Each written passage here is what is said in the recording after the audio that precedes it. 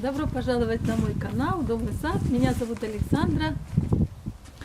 Но сегодня мы будем вдвоем снимать это видео, поэтому приготовьтесь познакомиться с новым автором канала.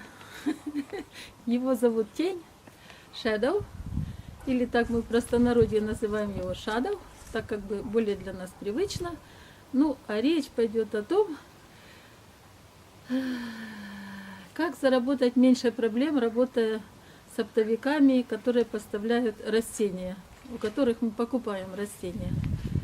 Тема такая, знаете, злободневная, потому что буквально вчера я получила посылку, заказывала растения для натурального сада, для того, чтобы он выглядел органично. И было несколько наименований растений, в общем, такие, я бы сказала, растения неприметные, знаете, вот такие растения фоновые. Я хотела давно их заказать, и тут представился случай, питомник, с которым я уже однажды работала, я посмотрела, у него это есть в ассортименте, и решила заказать. Но расскажу как бы предысторию, почему я решила заказать. Хотя уже где-то больше года я у них ничего не заказывала и не хотела как бы заказывать. 2 года назад, осенью 22 года, я заказывала у них большой ассортимент садовых растений. В основном это были кустарники. И пришли мне, ну, большей частью растения хорошие, а 2 наименования это были пасконники. Я думаю, многие знают, что это за растения.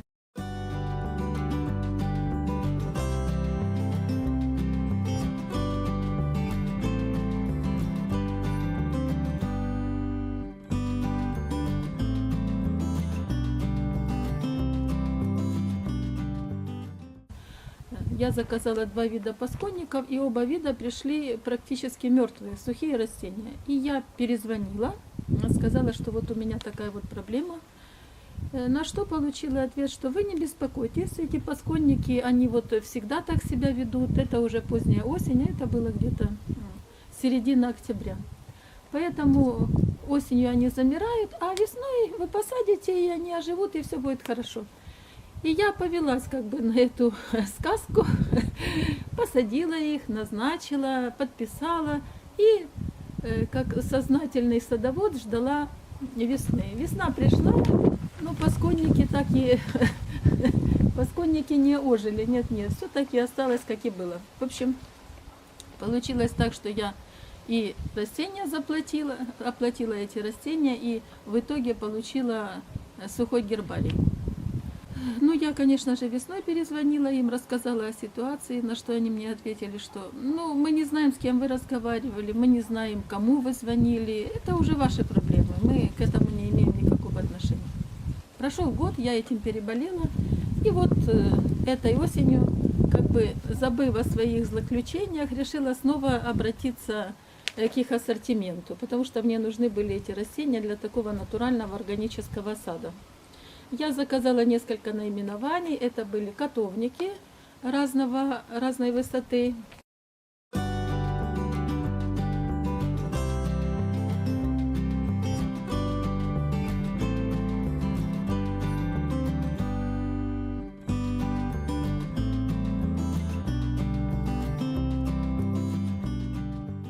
Например, вот такой вот небольшой котовничек и котовничек побольше. Значит, это котовники Фасена или Фасена. Один Sex Hills Giant и второй Junior Walker. Junior Walker это небольшой котовник, высотой где-то примерно 30 сантиметров. А другой это более высокий котовник. Также, кроме этого, я заказала еще дербенник Пинблаш.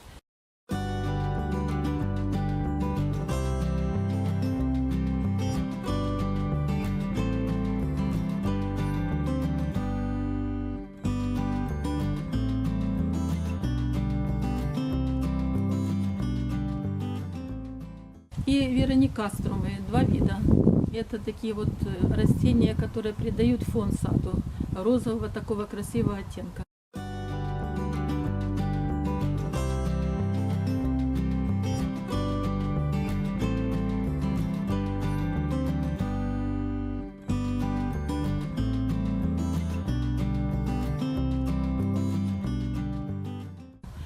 Ну и пришли мне растения, правда,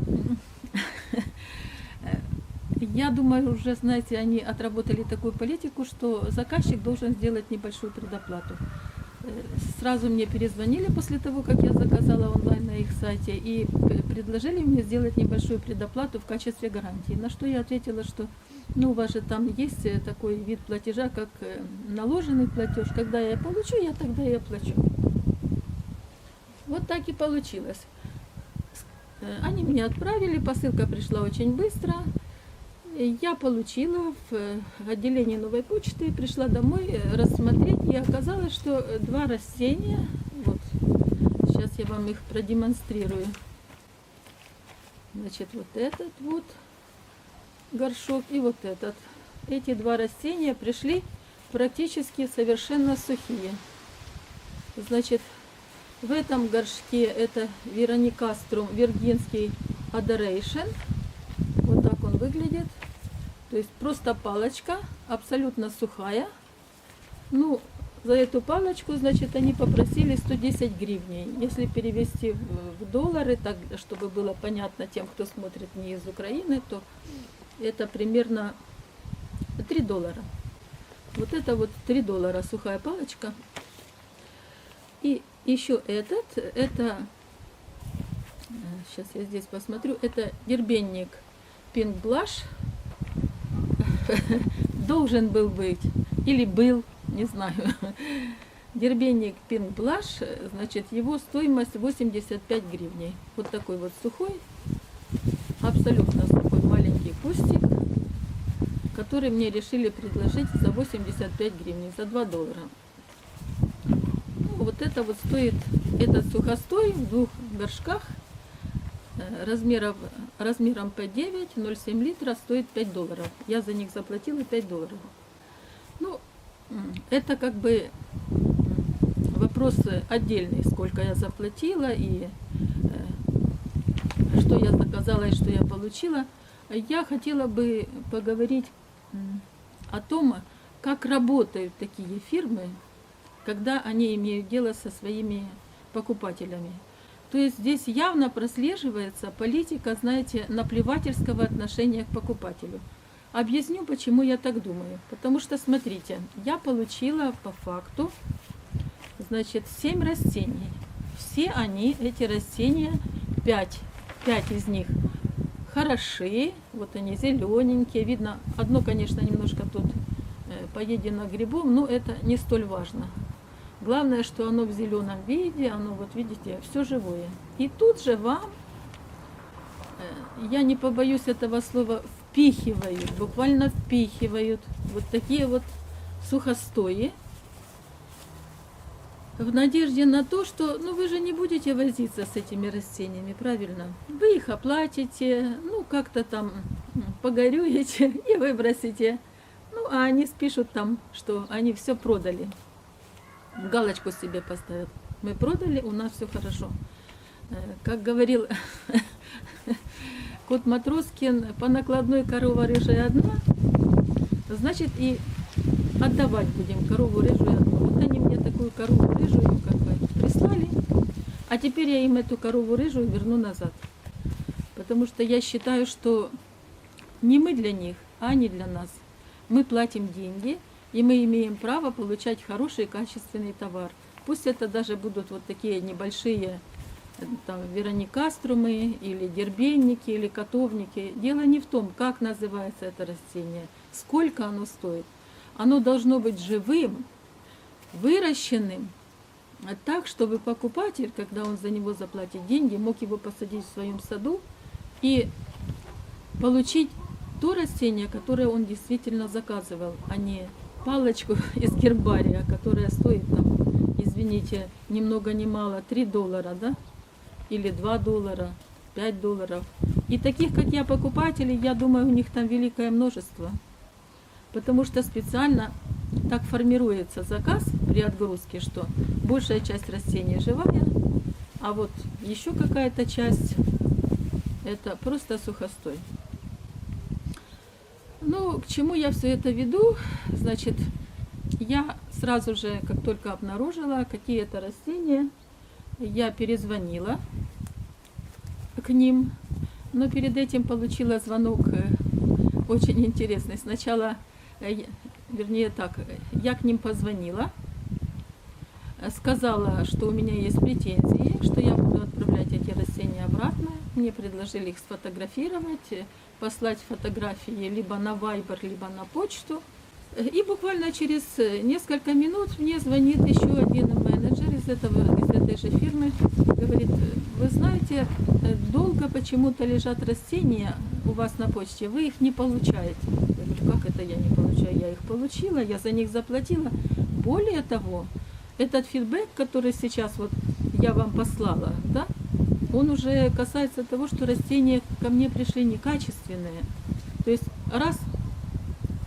один раз со мной так прошло, да, с этими пасконниками, которые я проглотила по своей глупости, понадеявшись на то, что они действительно со мной хотят строить длительные и плодотворные отношения. И действительно эти пасконники взойдут как бы следующей весной. Я на это повелась, на эти их уговоры.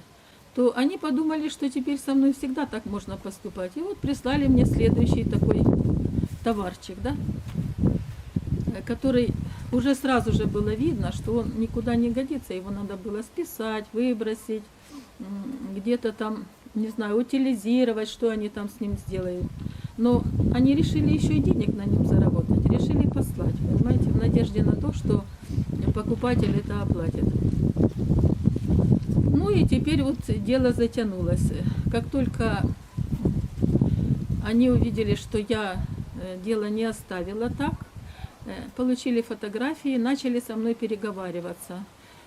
То ли они все просят, чтобы я вернула им растения, то ли они не знают, может быть, мне поменять эти растения, но не знаю, что у них там на складе, есть ли такие или нет таких. Потом они мне начали рассказывать, что у них были уже заморозки, может быть, там даже нет таких хороших растений, на которые они мне смогут поменять. Ну, как только я сказала, что, ребята, такой вариант меня не устраивает, и у меня практически 60 тысяч подписчиков на YouTube, и я могу сделать вам хорошую рекламу в плане антирекламы, начали разговаривать со мной по-другому. Предложили вернуть, чтобы я вернула вот эти 2 растения неудавшихся, засушенных, и потом они мне сделают возврат денег. Вот я сегодня приготовилась это им возвращать. Ну, теперь, как бы этим еще дело не заканчивается. Значит, когда я получала этот товар, вот, в транспортной накладной указано, что это питомник декоративных растений возле Киева, в Киево-Святошинском районе. Здесь указаны количество, цена за единицу, общая стоимость. Я заплатила еще, значит, общая стоимость была 674 гривны, 135 гривен я заплатила еще за доставку, то есть примерно 30%, вы понимаете, да? А теперь она мне предложила возвращать какому-то ФОПу, понимаете? Какой-то ФОП теперь должен получить вот этот возврат, который я буду отправлять. ФОП, с которым я вообще не имею никакого дела, потому что у меня транспортная накладная вообще от питомника декоративных растений. То есть явно на лицо видно, как народ работает, понимаете? Он ничем не гнушается, он грузит какой-то товар совершенно некачественный, он не уважает своего покупателя. Более того, он еще как-то, извините, как это называется, шифруется. То есть отправка от одного какого-то лица или предприятия, или я даже не знаю, кто это, вот рассадник, кто это. А возврат физическому лицу, предпринимателю, который якобы будет мне возвращать деньги. Вот я не знаю, чем эта история закончится. Но хочу вам сказать, что в любом случае будьте внимательны, потому что если вы дадите вот как бы возможность каждый раз вот так небрежно к вам относиться как к покупателю, то будем мы страдать все.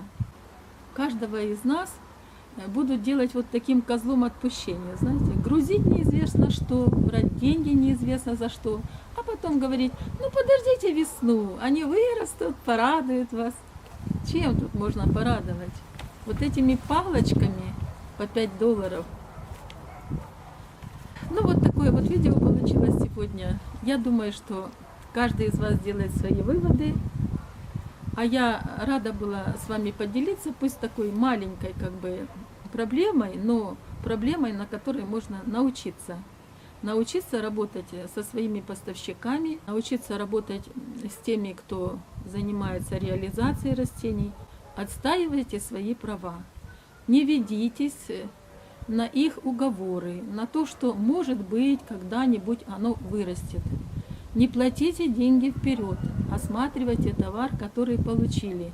И если такие проблемы у вас возникают, делитесь этими проблемами. Называйте этих поставщиков, чтобы все знали, кто это. И пусть они теперь заботятся о своей репутации. Ну, а название вот этого поставщика я напишу в описании к видео, чтобы все могли знать, как говорят, их в лицо. Ну, а у меня пока все. Спасибо за просмотр. Не забудьте подписаться. Если видео понравилось, было полезным, поставьте лайк и прокомментируйте, были ли у вас такие ситуации, как вот возникла у меня. Кстати, во второй раз с тем же поставщиком. Говорят, нельзя наступать на одни и те же грабли дважды. Но, оказывается, можно. Ну все, всем пока. До скорой встречи. А, кстати, актер, ведущий, вот, автор канала, еще один, он дождался, пока я закончу. Сейчас пойдем завтракать. Ну, помаши им лапкой, помаши. Всем пока.